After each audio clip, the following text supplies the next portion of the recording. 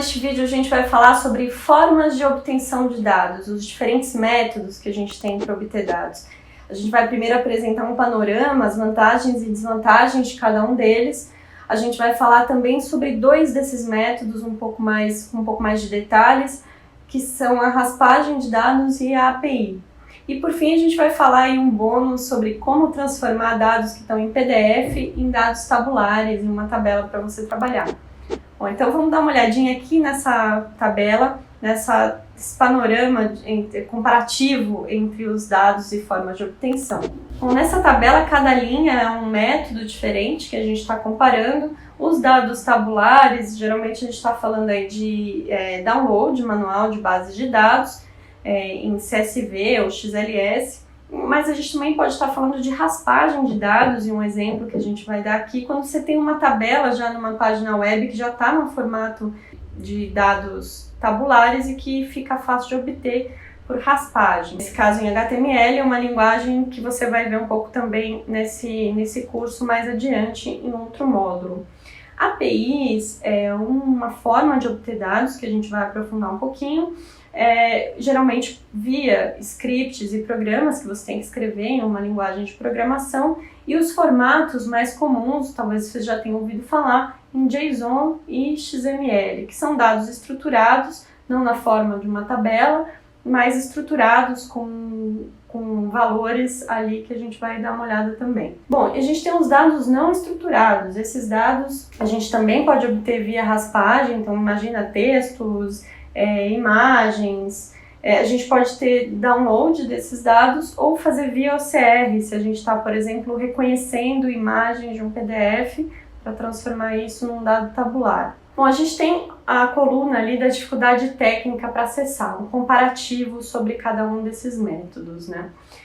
Os dados tabulares, a dificuldade para acessar é baixa, porque basta você baixar um download, fazer um download de uma base de dados que já está pronta, estruturada, é um arquivo que você baixa, é o que a gente está mais acostumado a fazer. Já na API, ela tem uma dificuldade média para acessar, porque você tem uma necessidade de ter um conhecimento de uma linguagem de programação, pelo menos básico. Não é tão complicado, você vai ver formas de obter, mas tem essa barreira. Dados não estruturados é a mesma coisa.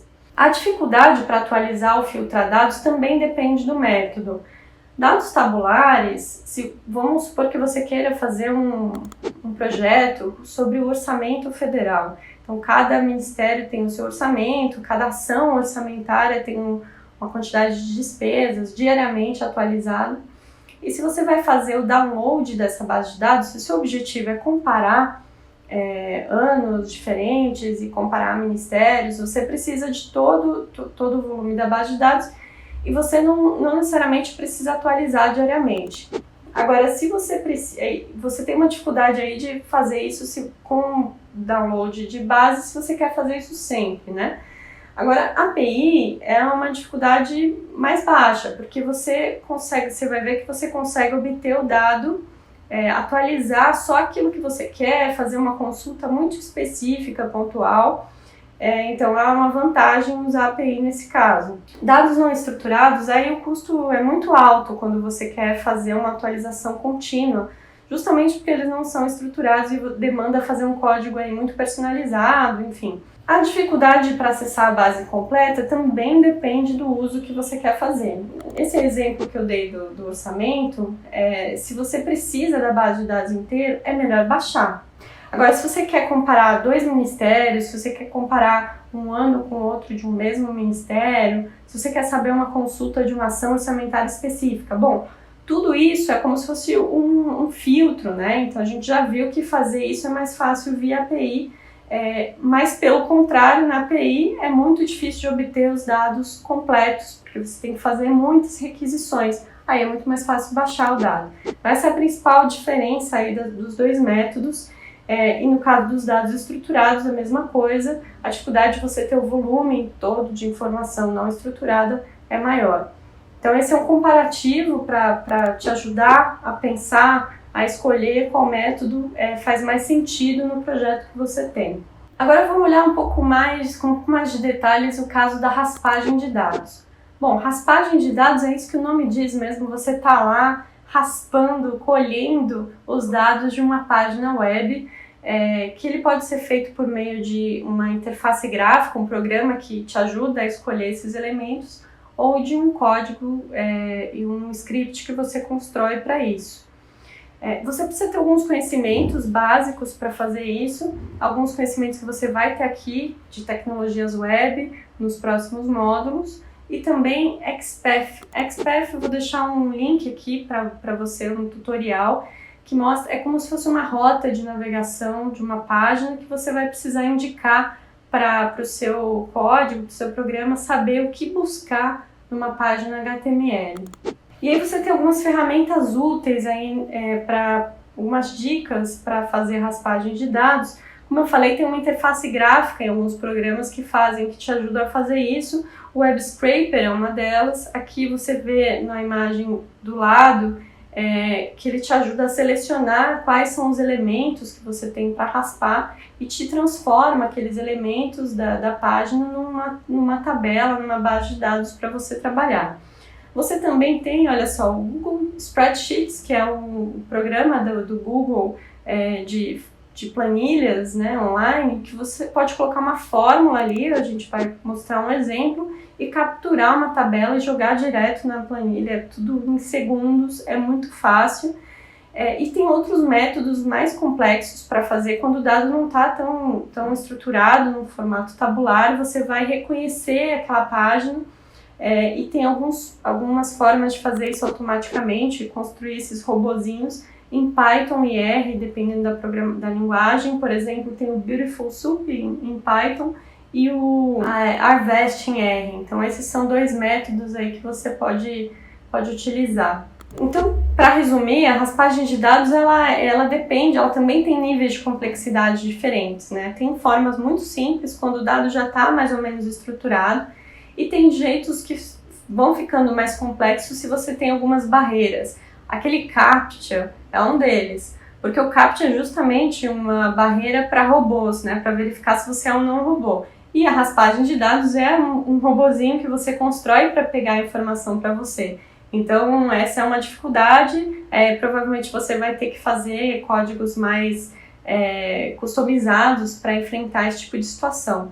Então, uma dica que a gente tem para quando vai trabalhar com dados é justamente para buscar bem antes de raspar, porque às vezes a gente tem bases de dados disponíveis, quando a gente está falando dos sites do governo federal, por exemplo, às vezes aquilo que está sendo exibido já está numa base de dados, num repositório, e você pode baixar aquilo muito mais facilmente. Então, claro, busca bem antes de fazer um processo de raspagem de dados. Então vamos ver como é que funciona na prática. Raspagem de dados, vamos ver dois exemplos. Neste exemplo aqui, a gente vai olhar como extrair essa tabela que está no site sobre coronavírus do governo de Sergipe.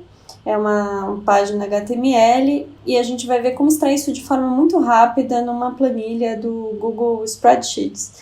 Então aqui a gente tem, a gente vai inspecionar o elemento para ver em HTML qual que é o código, a identidade, né, a tag que identifica essa tabela, e a gente vê aqui que se chama tabela distribuição.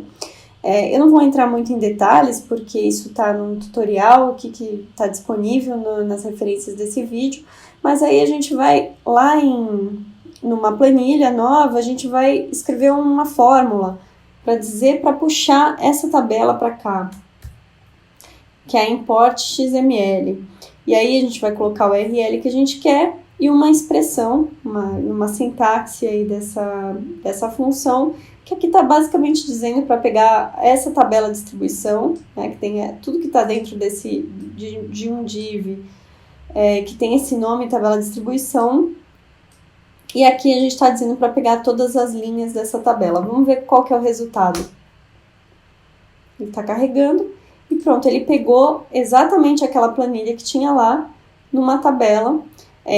Toda vez que ele carregar essa planilha, ele vai puxar, então se atualizar naquela outra página, também vai atualizar aqui. Então é importante guardar esses dados se você tem interesse em registrar o dia a dia informação, guardar esses dados num outro local. Outro exemplo de raspagem um pouco mais complexa, e é muito comum a gente ter sites como esse da Assembleia Legislativa do Estado de São Paulo, em que você precisa selecionar diversos itens, nesse caso deputados e meses, e filtrar. Então você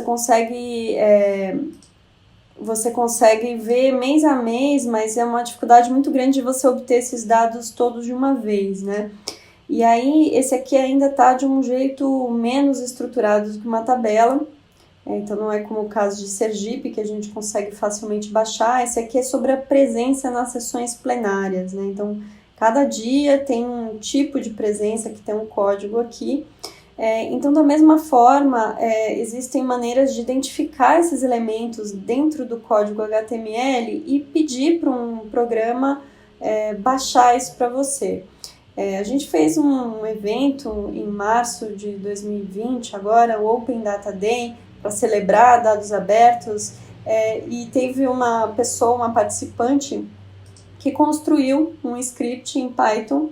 Durante uma tarde ali, a missão dela foi baixar a presença dos deputados estaduais em plenário. Ela fez usando essa biblioteca Beautiful Soup do Python. Ela construiu esse script para baixar toda essa informação numa planilha. Enfim, qualquer pessoa que rodar esse script que ela fez vai poder obter os dados de uma maneira estruturada muito rapidamente. Então, claro que se a Assembleia mudar a forma como ela disponibiliza, esse código também vai deixar de funcionar. Então é por isso que a gente tem que ter muito cuidado na hora que for fazer projetos com raspagem de dados. Ao final de todo o processo, é importante checar novamente a base de dados, cheque 2 vezes aquilo que você coletou, porque pode acontecer de saltar algum espaço, de o código que você fez não estar tão apurado. Então é bom você comparar o resultado final se você realmente obteve os dados que estavam sendo exibidos ali. Bom, a gente tem também as APIs. A API é a sigla em inglês para Interface de Programação de Aplicações. O que é isso? É um mecanismo que as plataformas têm para permitir que outros usuários se acoplem ali, né, consumam a informação direto do seu sistema, da sua base de dados, e aquilo vai sendo atualizado sem necessidade de fazer um download manual, por exemplo. A gente vai ver alguns exemplos. Os conhecimentos básicos que você tem que ter aí é alguma linguagem de programação para poder acessar essa API. 2 exemplos mais comuns, o Python e o R, eles ajudam a fazer o consumo de uma API, mas podem ser outras linguagens também. Tem algumas referências úteis para você explorar e vários tutoriais disponíveis sobre como consumir, por exemplo, a API do Facebook, que é a API, a API Graph, que o Facebook, como a gente sabe, é uma rede social, então são relações, pessoas, conexões. O Twitter também tem uma API que é muito utilizada para fazer análise sobre o que as pessoas estão tweetando, quem está tweetando, quem são os seguidores. E a gente tem outras APIs de aplicações, como o Waze, que você já deve ter visto em algum canal de TV falando sobre o trânsito naquele momento, e aí eles consomem os dados do Waze para exibir de uma outra forma, numa outra interface, porque aqueles dados estão sendo consumidos ali por trás do sistema via API. Da mesma maneira, a gente tem APIs públicas, a gente tem a API do governo federal, que tem consultas de contratos, orçamento, despesas, tem dezenas de consultas ali, e a gente tem também a API da Câmara dos Deputados e do Senado Federal, que você consegue ver as despesas dos gabinetes, as votações, enfim, tem uma série de dados que também estão disponíveis para download, mas na API você consegue fazer aplicativos e outras formas de exibir o mesmo conteúdo e atualizado, né, que é a vantagem da API, como a gente viu ali naquela tabela.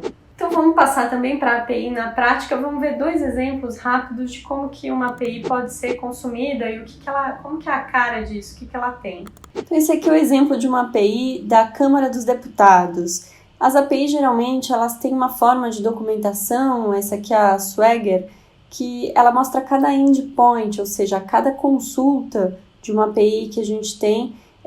Aqui, no caso, tem deputados, os eventos, votações, as frentes parlamentares, enfim, tem todos os tipos de consulta dessa API da Câmara e você pode testar, você pode ver que tipo de dado retorna antes de conectar ao seu projeto, ao seu trabalho.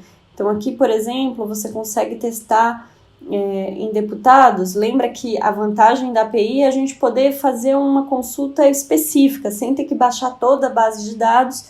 A gente quer saber, por exemplo, só as mulheres que são deputadas. Então, vou fazer um teste aqui para ver como é que esse dado aparece. A sigla do sexo aqui, F para feminino, e executo esse código e vejo o tipo de dado que retorna. Então, aqui eu tinha escolhido XML, né? Você pode escolher o JSON também, e ver o dado retornado. Olha só, aqui você tem para cada deputada o partido, o nome, a sigla, né? O estado e até o e-mail do deputado e da deputada, no caso. E depois você pode trabalhar com esses dados, fazer download ou conectar com o seu aplicativo, o seu projeto. E aí, por último, vamos fazer um teste aqui rápido no OpenMove Database. Eu já mencionei quando a gente falou sobre os filmes favoritos. Então, vamos imaginar que você queira mandar para essa API uma lista dos seus filmes e você queira obter de volta uma série de outras informações sobre esses filmes. Geralmente, você vai fazer isso com um script, um código que você vai construir, e você vai enviar o nome e receber uma série de outras informações aqui em JSON. Então, vamos lá, vamos tentar obter dados sobre o filme Titanic. Buscar, e aí ele retorna esse parágrafo aqui para você ver o resultado em JSON com uma série de parâmetros. Então, ano 1997, o tempo, a duração 194 minutos, diretor, enfim, até a sinopse, ela está aqui. Então, esse é um exemplo aí de como que é um retorno de uma API, como que você pode testar antes e ver que tipo de dado ela te fornece.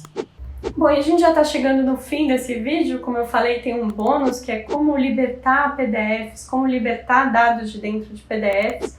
Às vezes a gente recebe uma resposta de um pedido de informação que a gente fez, e aí aquele PDF traz a informação e você não consegue fazer análises, cálculos com aqueles valores que estão ali. Às vezes sai no Diário Oficial uma tabela, enfim. Em vez de você ficar copiando e colando, às vezes o volume é muito grande, você pode usar um software para fazer isso. Existem alguns, tem um que é gratuito, que é livre, que se chama Tabula, que você pode usar. Aqui eu dou alguns exemplos da própria Escola de Dados, um trabalho que fez com o Correio 24 Horas da Bahia. Era um PDF sobre a balneabilidade das praias.